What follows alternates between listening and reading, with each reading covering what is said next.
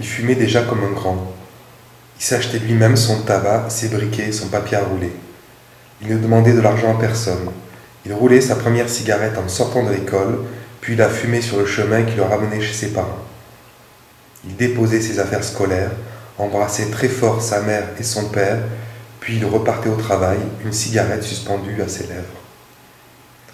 À 11 ans, Wally fumait essentiellement le soir, sur les lieux où il exerçait son travail. Il fumait en marchant le long des canaux, il fumait en stationnant sur le port, il fumait entre les murs d'une maison au couloir étroit et à l'atmosphère remplie d'humidité. À 12 ans, Wally devient le papa d'une idée. Il doit s'occuper d'elle, la rendre autonome, lui trouver des copains, d'autres idées avec lesquelles elle pourra sympathiser, établir un dialogue, forniquer, se mettre en couple et un jour peut-être avoir des enfants. Deux idées se rencontrent et elles fondent une famille. Wally décide de présenter son idée à un type de son école connu pour exprimer le fond de sa pensée en termes crus et directs, quitte à vexer ses interlocuteurs. Ses nombreux ennemis sont affirmatifs. Tête de con. Ses rares amis lui reconnaissent volontiers un caractère de chien. Il ne rit jamais, sauf pour se moquer. À l'école, il réussit l'exploit d'être autant détesté par les profs que par les élèves. C'est son idée à lui de se faire détester.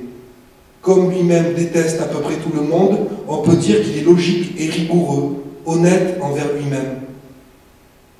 Voici Ronnie. Ronnie s'y connaît bien en idée. Il prétend qu'il en vient souvent, même si on ne voit pas toujours la couleur. Il écoute Wally lui exposer la sienne. Il trouve l'idée très bonne, excellente même, une super bonne idée. Mais pour que l'idée se réalise, il faut être 5 à y croire. Oh ouais.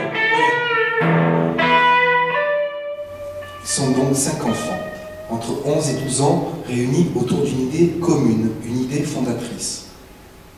Du moment qu'on est 5, beaucoup de choses deviennent possibles. Des formules difficilement envisageables quand on est trop ou pas assez. Quand on est trop, c'est le bordel, et pas assez, ça ne sert à rien. Il faut faire en sorte de tomber sur le nombre juste, celui qui fait que les choses fonctionnent. Si l'idée, c'est de faire un groupe de musique, il suffit d'être 5 personnes pour qu'elle se réalise. 5 personnes permettent de transformer l'idée de monter un groupe de musique en un groupe de musique bien réel.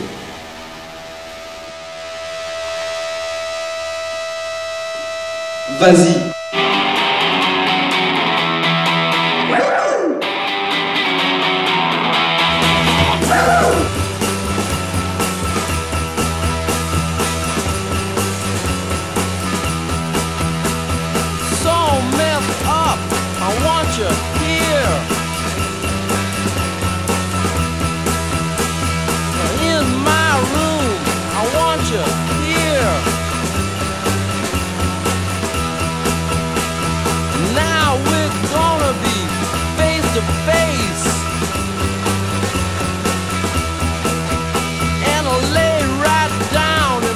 Et je me couche direct dans mon favori coin. Maintenant je veux être ton chien. Maintenant je veux être ton chien. Maintenant je veux être ton chien.